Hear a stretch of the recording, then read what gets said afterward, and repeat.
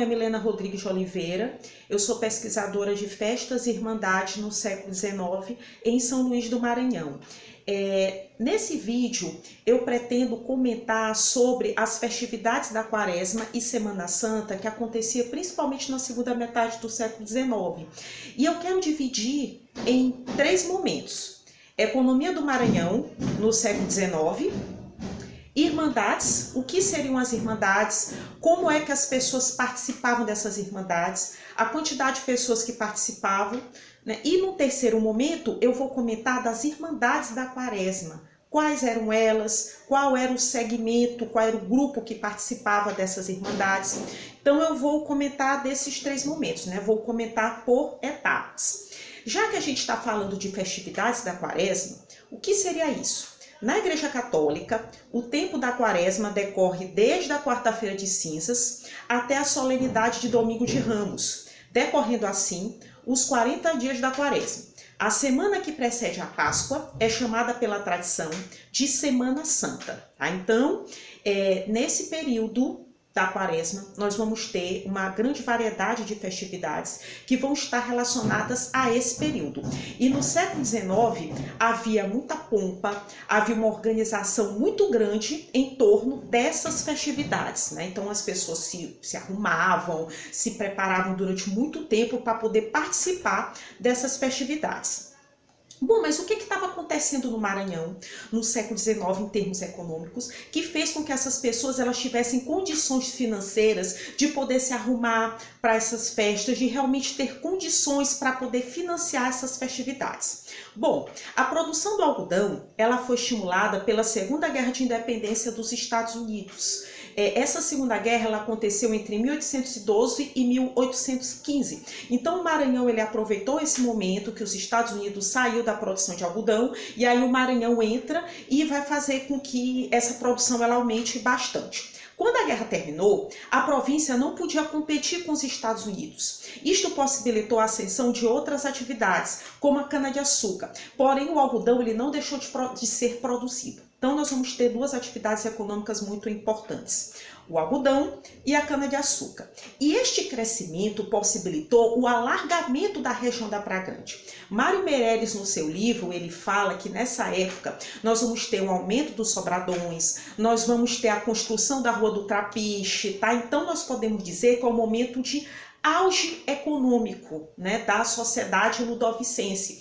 E a gente vai observar isso através do aumento desses sobradões e também através do aumento dos cortiços, porque já que aumentam os sobradões, consequentemente nós vamos ter o aumento desses cortiços também. O que seriam as irmandades, né? As festas elas eram promovidas pelas irmandades. As irmandades eram associações de fiéis que exerciam alguma obra de caridade ou piedade. Tá? No século XIX, a população pobre ela era muito desassistida pelas mais variadas esferas da sociedade. Então nós podemos dizer que as irmandades elas acabaram cumprindo um papel de assistência a seus membros. E para fazer parte dessa associação, você tinha que contribuir mensalmente com algum valor que era estipulado de acordo com a irmandade. Tá? Então, era uma associação de fiéis e para que ela existisse, essa associação, eram necessários 2 requisitos fundamentais: ter aprovado o seu estatuto ou compromisso pelas autoridades eclesiásticas e ter uma igreja que acolhesse enquanto não tivesse ou não pudesse construir a sua.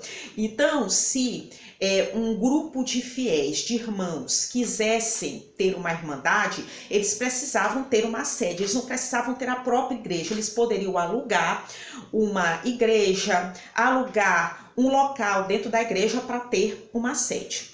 As irmandades no século XIX elas eram divididas em grupos. Algumas recebiam negros escravos, outras pessoas livres e outras pessoas brancas. Dentre as suas atribuições, as irmandades se encarregavam de promover o enterro decente de seus membros. É interessante que essa questão de irmandade de negros, de pessoas livres, de pessoas brancas, isso vai ser estipulado no próprio compromisso. Então, você estipulava de uma maneira direta ou de uma maneira indireta para que uma pessoa participasse ou não da Irmandade. Promover o enterro dos membros era uma das funções. Uma das funções dos irmãos era participar das festividades religiosas. Então era algo que todo mundo tinha que participar. Então, num determinado dia do ano, dependendo da Irmandade, algumas elas tinham roupas especiais para participar das festividades. Então o irmão ele tinha que contribuir nesse aspecto aí. As irmandades elas eram organizadas em torno de um santo que era objeto de sua devoção. Na verdade, nós vamos ter 3 tipos de irmandades nesse período. Nós vamos ter as irmandades da Quaresma ou as irmandades ligadas a Bom Jesus, as irmandades de Nossa Senhora, ligadas a Maria, no caso, e a irmandade dos mais variados santos. Nós vamos ter Irmandade de Santa Severa, Irmandade de São João Batista, vão ter várias. Mas o que eu vou comentar aqui, eu vou comentar das Irmandades de Bom Jesus, que estão ligadas às procissões que aconteciam nesse período da Quaresma. Eu encontrei, na verdade, 5 irmandades ligadas às procissões da Quaresma. 5. Só uma delas que não tinha Bom Jesus no nome, mas pelas características a gente observa que era uma irmandade realmente da Quaresma. Grande parte das informações que eu retirei aqui são informações dos compromissos, né, que eu já expliquei anteriormente o que era. Mas, por exemplo, como a Irmandade de Bom Jesus dos Passos, eu não cheguei a encontrar o compromisso propriamente dito. Então, o que eu encontrei foram informações de jornais. Primeira Irmandade, Bom Jesus da Cana Verde. Ela tinha um compromisso de 2 de outubro de 1852 e ela utilizava o Convento das Mercês como sede, ou seja, ela já tinha as 2 coisas, o compromisso e tinha o Convento, né, das Mercês como sede. No seu compromisso, havia uma legislação expressa sobre a aceitação de cativos, ou seja, eles recebiam escravos. Então, nós podemos dizer que essa Irmandade de Bom Jesus da Cana Verde era uma irmandade de negros, porque ela recebia escravos. No compromisso, eles dizem que a festa ela deve ocorrer no primeiro domingo do mês de maio. Então, eles deixam bem expresso isso. Atualmente, esta procissão de Bom Jesus da Cana Verde encontra-se desativada, mas a Irmandade ela continua. Outra irmandade também desse período era a Irmandade de Bom Jesus dos Navegantes. Ela tinha um compromisso de 25 de setembro de 1861. Ela abrigava-se na igreja de Santo Antônio e o pretendente deveria ser considerado branco, tá? Então, para participar, a pessoa tinha que ser branco e isso ficava expresso no compromisso. No compromisso, nós percebemos referências à festa de várias maneiras. Eles comentam, por exemplo, isso no compromisso, que eles queriam vésperas, queria missa solene, sermão, Senhor exposto, procissão do mesmo Senhor. Vésperas seriam atividades que aconteciam antes da festa propriamente dita. Missas, leilões, atividades que aconteciam antes. Missa solene, que seria uma missa mais pomposa, sermão. Então, tudo isso acontecia antes da festa, né? No caso as que tinham vésperas, e acontecia durante a festa também, só que na festa, claro, vai ser bem mais pomposo.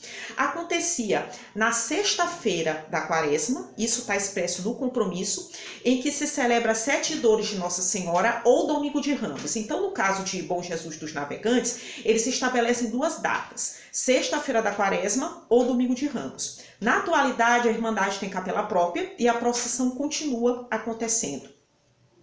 Outra irmandade, Bom Jesus da Coluna, tinha o compromisso de 14 de junho de 1866. Tinha capela própria que ficava ao lado da igreja de Santo Antônio e só aceitava pessoas de condição livre, tá? Então, o que a gente observa? Que essa irmandade aqui era uma irmandade de pessoas livres, porque ela expressa isso no compromisso. A procissão de Bom Jesus da Coluna ainda acontece em São Luís na atualidade e no compromisso do século XIX, a festa acontecia na primeira sexta-feira depois da dos Passos. A Irmandade de Bom Jesus dos Passos era uma irmandade muito poderosa na segunda metade do XIX. Então, quando eles colocam esse tipo de informação no compromisso, era uma informação que todo mundo já sabia, né? Porque a outra era uma irmandade muito importante, então vinha logo depois dessa outra irmandade. Já que a gente está falando, né, da Irmandade dos Passos, Irmandade de Bom Jesus dos Passos era formada pela elite branca de São Luís. Os irmãos tinham a capela própria e até um cemitério próprio que concorria com a Santa Casa de Misericórdia. A Irmandade de Bom Jesus dos Passos, infelizmente, eu não encontrei o compromisso. As informações que eu tenho são informações de jornais. E essa Irmandade ela era tão importante que ela tinha cemitério próprio, né, para vocês notarem como ela era muito, muito importante. Suas festas e procissões eram sempre organizadas no período da Quaresma, antes do Domingo de Ramos. E a festa de Bom Jesus ela era muito respeitada em São Luís. Inclusive, eu encontrei um jornal, que ele é de 4 de março de 1861, que fala especificamente sobre o presidente da província. Tem até o seguinte no jornal: acompanhou todo o acto o senhor presidente da província com o séquito da véspera e mais toda a guarda da Nacional formada em parada com seus respectivos chefe e música. Ou seja, o próprio presidente da província estava participando. Não temos informações se ele participava dessa irmandade, mas talvez ou ele participava ou ele tinha uma relação muito próxima para ele estar participando da procissão. Esta procissão de Bom Jesus dos Passos, ela encontra-se desativada na atualidade. E por último, a Irmandade de Santa Cruz dos Santos Martírios.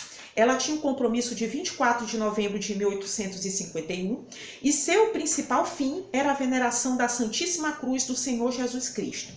E se fosse escravo, tinha que trazer uma licença por escrito do seu senhor.